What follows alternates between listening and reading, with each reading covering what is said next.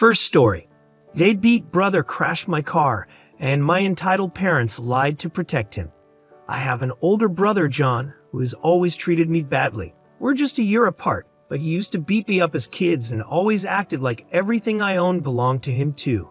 He was the golden child in the family, which made my life hard, so I moved out as soon as I turned 19. My uncle, who is a retired police officer, took me in when I left home. He even gave me an old Crown Victoria, which I absolutely loved. For some reason, John hated that I had that car. He went through 4 old cars that eventually broke down, while my Crown Vic kept running smoothly. After his 4th car broke down when he crashed it into a pole, he asked to borrow my car. I had a bad feeling and told him no. He called me entitled and said he needed the car to get to work. I told him to take the bus because I knew how he drives, and there was no way I was letting him use my car. My parents called me after that, trying to convince me to lend him the car. I refused, no matter what they said, because I needed it for my own transportation. John wasn't the only one with a job to get to. My uncle was proud of me for standing up to them, and even gave me a high five. A few days later after work, I noticed my car was missing from where I had parked it. I called John, but he didn't answer. Then I called my parents and asked if he had taken my car. They denied it at first, but when I said I was calling the cops, they admitted that John had taken it because he needed it. I told him he'd better bring it back immediately, or I'd get the police involved. They called me a jerk, but they also called John and told him to return my car. He showed up in the parking lot 30 minutes later. When I demanded to know how he stole my car, he held up a set of police Crown Vic keys he had bought online. Some of them were made to work with multiple cars. I told him that if he ever stole my car again, I'd have him arrested. Then he had the nerve to ask for a ride home. I reminded him that he left me waiting in the cold after stealing my car so he could walk home. He called me a jerk as I drove away. After that, my uncle installed a tracking device in my car. When Christmas came around, I was celebrating with my family like every year. The roads were cold and icy, so I had to be very careful while driving. By now, you might have guessed from the title, yes, John borrowed my car again during the Christmas party. He decided to pick up a friend and thought I wouldn't notice. But I did when I looked out the front window and saw my car was gone. I pulled up the tracking app and saw he was a few miles away. I called him to yell at him, and everyone at the party noticed something was wrong. I told him John stole my car again, and my uncle confirmed it wasn't the first time. John told me to screw off and said he'd be back soon. I warned him not to drink and drive, but he just hung up on me. While I was watching the tracker, the dots stopped moving. Then we got a panic call from John asking for help. He had crashed my car because he couldn't handle the icy roads and wasn't used to driving a rear-wheel drive vehicle. We all piled into my parents' minivan and followed the tracker to find him. We found John by the road with my Crown Vic nose deep in a snow-filled ditch. My uncle was furious since the car used to be a police vehicle, and I was beyond angry with John for stealing my car again. My parents wanted me to let it go, but I said enough was enough and that I was going to call the police. John begged me not to because he had been drinking before driving and would get a DUI. I told him he was going to pay for the damage to my car, or I'd sue him. As luck would have it, police were already on their way to check on the accident because someone else had called them. My parents tried to tell the cops that I was the one driving, and they were just there to help me. I told the cops that wasn't true, and my uncle backed me up.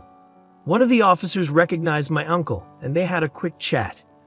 Then the police asked John for his license, and that's when I found out his license was suspended because of his last car crash.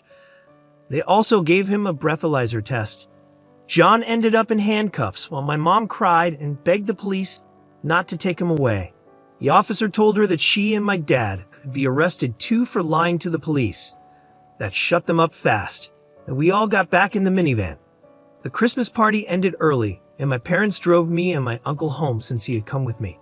They didn't say much during the drive and sped off as soon as we got out of their van. They almost slid off the road themselves doing that. My brother was released from jail the next day, looking terrified and close to tears. The cops had scared him by talking about the horrors of prison, and he even wet himself. They let him take a shower afterward. My uncle started laughing and told us that his friends at the police department didn't file the DUI charge Just the one for the suspended license, which was about a $1,000 fine.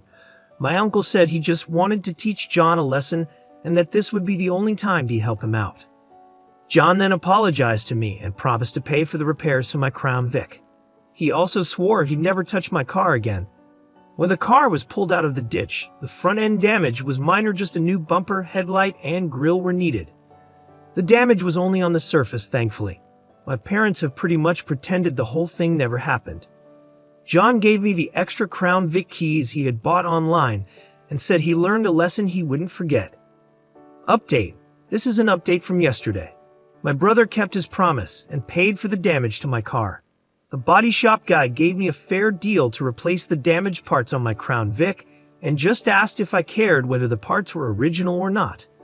I told the body shop I didn't care if the parts were original since the car is old, and I didn't want the repair bill to get too high. I thought the damage was just on the surface. There was a bit more to fix. The shop said they needed to straighten out some minor damage, but it wasn't anything major. They could handle it easily. There was also a little damage to the fender panels, but they assured me it was easy to fix, especially since I didn't mind if everything wasn't perfect. The new parts would be painted to match the car, so that was good news. My brother paid the body shop in cash right away after getting the repair quote. He seemed eager to hand over the money and said goodbye politely. I won't say how much it cost, but it definitely hurt his savings, especially after paying the fine for driving without a license. He was hoping to get a new car, but now he can't until his license suspension is over, which I think will be a while. My parents had given my brother a ride to the body shop, and after he left, they stayed behind to scold me for making him spend all his money fixing my car. I could tell they were about to say something about how I should have just let him use my car in the first place, and how this all could have been avoided if I had. But something inside me snapped, and I cut them off. I finally let it all out. I called them out on everything, the favoritism, how they've always treated my brother as more important than me. I reminded them that I had to move in with my uncle just to get away from their unfair treatment. I told them how they let my brother steal my car and then tried to lie about it until I threatened to call the police. They even tried to lie to the police by saying I was the one driving when my brother crashed my Crown Vic. And now they were mad at me for making my brother pay for the damage he caused by stealing my car on Christmas Eve, driving without a license and while drunk. By the time I finished, I was out of breath. I was nearly out of breath. My mother was crying and my father's face was bright red, looking like he was about to explode. But instead of shouting, he took my mother by the hand and started to leave. Just then, a guy sitting near the door blurted out, "You guys are narcissists." That was all it took to push my father over the edge. He started attacking the guy like a madman. My dad isn't small, and he knows how to throw a punch, so he beat the poor guy badly like a wild gorilla. I yelled for the clerk to call the cops, and they did. When my father heard that, he bolted out the door and drove off, leaving my mother crying in the lobby. The police had to pick him up at home, and surprisingly, he cooperated when they arrested him. But now he's facing charges for assault. The guy my father beat up had a badly swollen black eye, a possibly broken nose, and a concussion. I was there when they'd put him in the ambulance to take him to the hospital. My mother has been calling me, crying and blaming herself. My uncle says it's about time my dad got some karma, and my brother is doing everything he can to stay out of it. This is not how I thought things would turn out. Update. My father is out of jail now, and I've been told he looks terrible. My mother paid his bail, and when he came out, he looked almost as beat up as the guy he attacked. Apparently, he picked a fight in jail over the weekend and got jumped by other inmates. My uncle went with my mother when my father was released and described what he looked like to me. He said my dad has 2 black eyes, dark bruises all over, a fat lip, and is missing a tooth. My uncle said my father didn't try to blame me for anything this time. He barely spoke at all. He just got into the minivan with my mother and went home. I managed to get in touch with the guy my father beat up. A friend of a friend knows him. I'll call him Scott for now. My father beat Scott up pretty badly. Scott has a concussion from hitting his head against the wall after being punched several times. His nose is indeed broken, and he's in a neck brace. He spent 3 days in the hospital. When I asked him what he planned to do, he confirmed that he's going to sue my father and has already spoken to a lawyer. I told him to do what he needed to do, but I don't have any more details about the case. My friends and I put together a gift basket for Scott, and we all chipped in some money since he won't be able to work for a while. Even my uncle contributed, even though he didn't have to. Scott was very thankful when we gave it to him. My mother hasn't tried to call or text me since my father was released, but my brother texted me that she's still been crying a bit, and my father has been mostly silent since he got home, hardly leaving the couch. The last time my father was like this, he didn't speak to anyone for at least a week, but this situation is much worse than what made him go silent last time. Final update. I know it's been months, but I finally have an update. The guy my father beat up is doing fine now, though he still needs to get his nose fixed. The rest of his injuries have healed well. He filed a lawsuit against my parents, and at first my father was determined to fight it, but he eventually changed his mind. Why? Well, for a few reasons. First, someone broke several windows on my parents' minivan in the middle of the night. My uncle said the police think it was done with a BB gun, but they couldn't find out who did it. My father replaced the windows himself, as he's done that before, and there hasn't been any more vandalism since. I think whoever did it might be connected to the guy my father beat up. Second, a lawyer told my father that he had no chance of winning in court. There was CCTV footage as several witnesses, including me, and no judge would side with him. The last thing that made him change his mind was when my mother threatened to divorce him. That seemed to be enough for him to finally give in. They settled the lawsuit in mediation before it went to court, but I don't know how much my father paid because my mother won't tell me. I'm guessing it was a lot. As part of the agreement, my father also has to go to anger management classes. I've only seen my father a few times in the past few months, and it's clear he's still mad at me. He avoids looking at me and always seems angry. But after everything that happened, he can't justify his anger anymore, not even to himself. He just sits quietly and fumes. He's also cut back on drinking a lot, probably because it's one less expense for him and my mother to worry about. As for my brother, you'll be glad to know he's been trying hard to make things right with me. He moved out of our parents' house and is living with a friend now. He got his license back, but doesn't have a car yet because he can't afford one. Instead, he rides a bike to work. His relationship with our parents is more strained now, though. After a while, our father started blaming him for everything that happened over the holidays, and our mother had to calm him down. My father is a lot calmer now since he started going to anger management, but it's clear he still doesn't like me. It's not like my parents are suggesting family therapy or couples therapy. I think my father doesn't want more people telling him he's wrong, and my brother and uncle agree with that.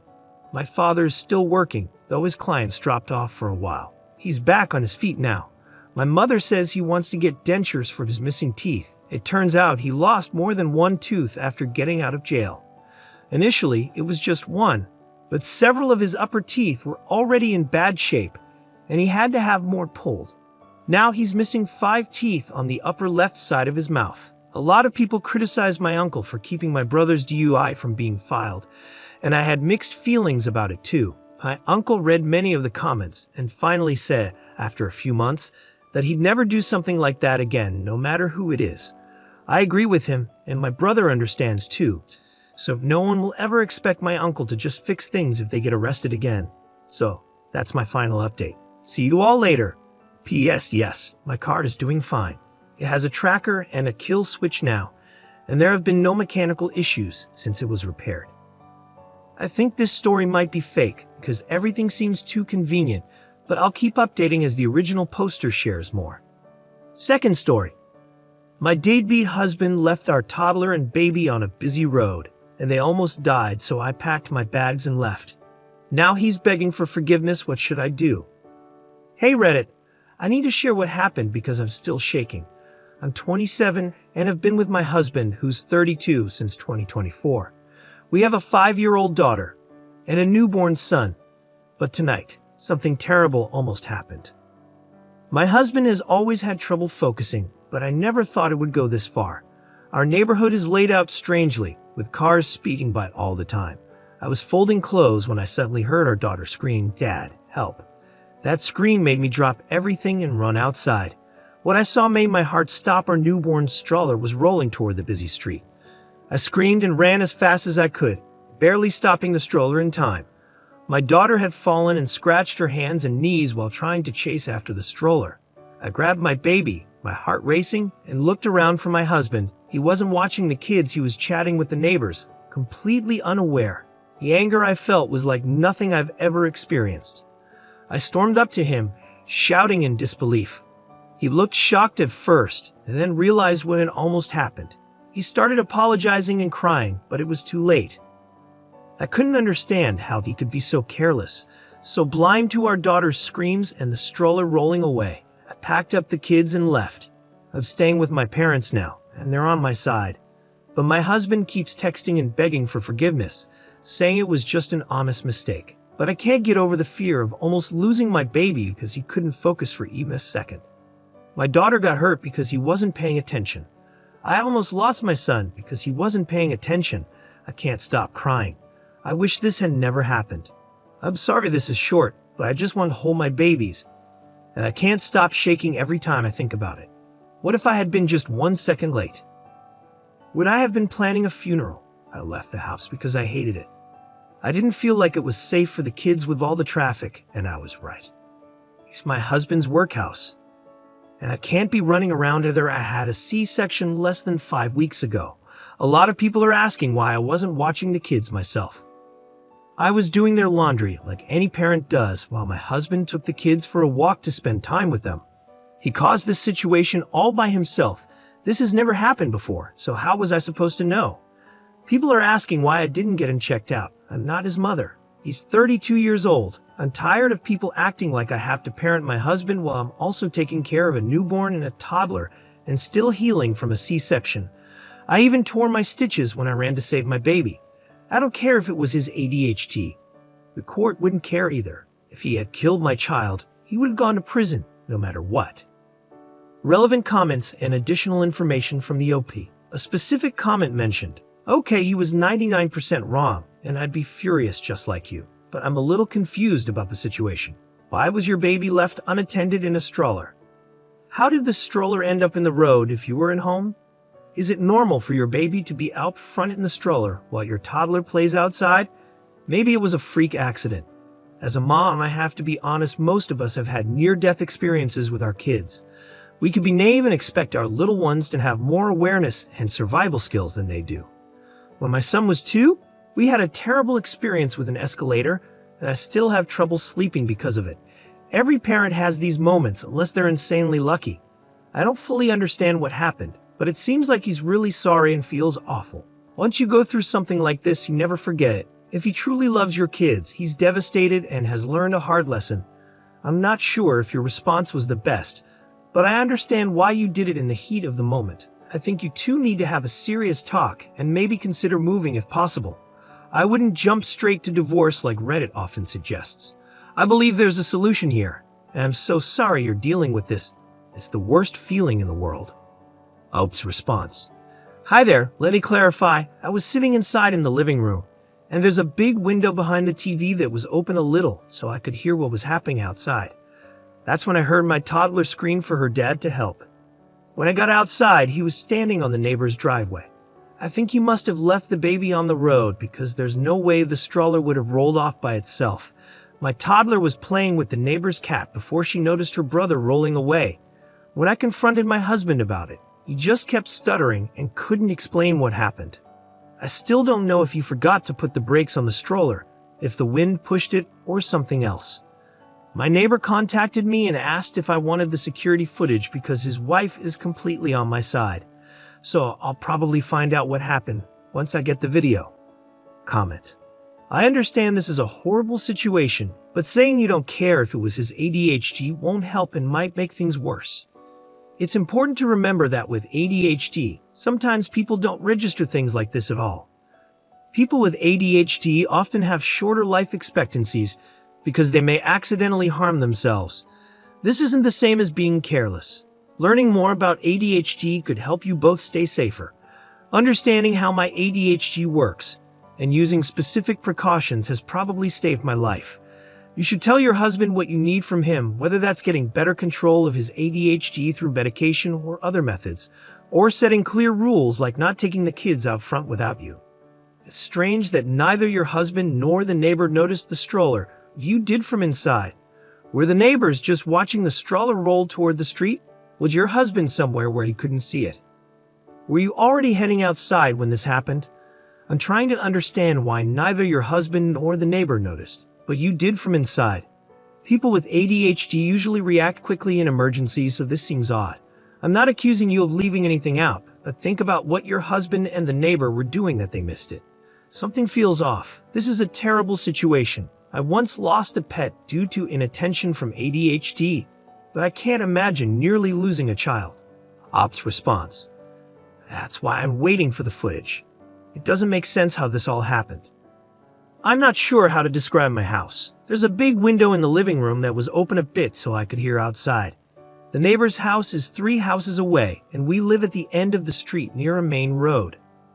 When you walk into my house, the living room is on the left, and the kitchen is on the right.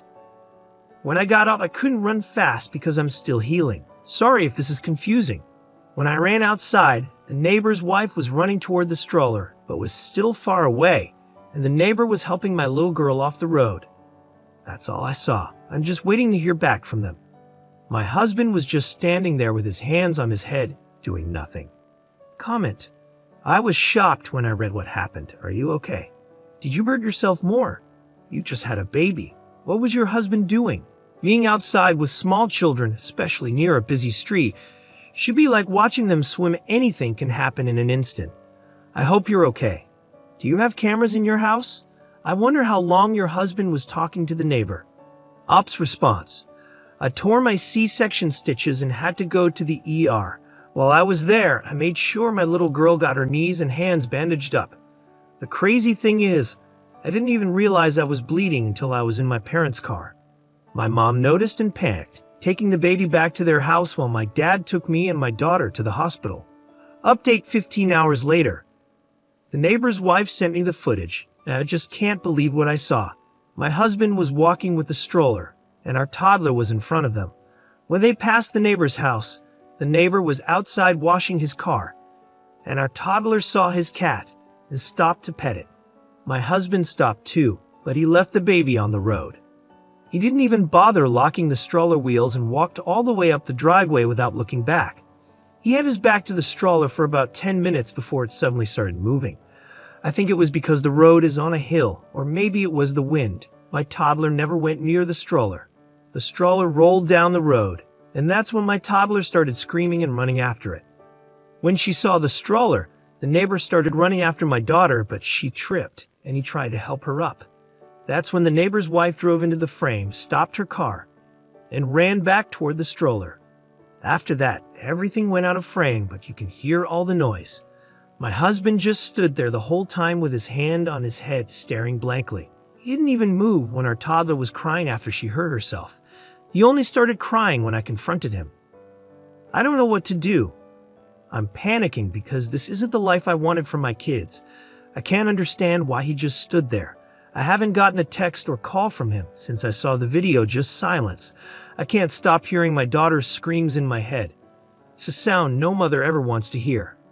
I can't explain it, but it felt like my blood ran cold, and all I felt was pure fear. I'd never want to watch that footage again.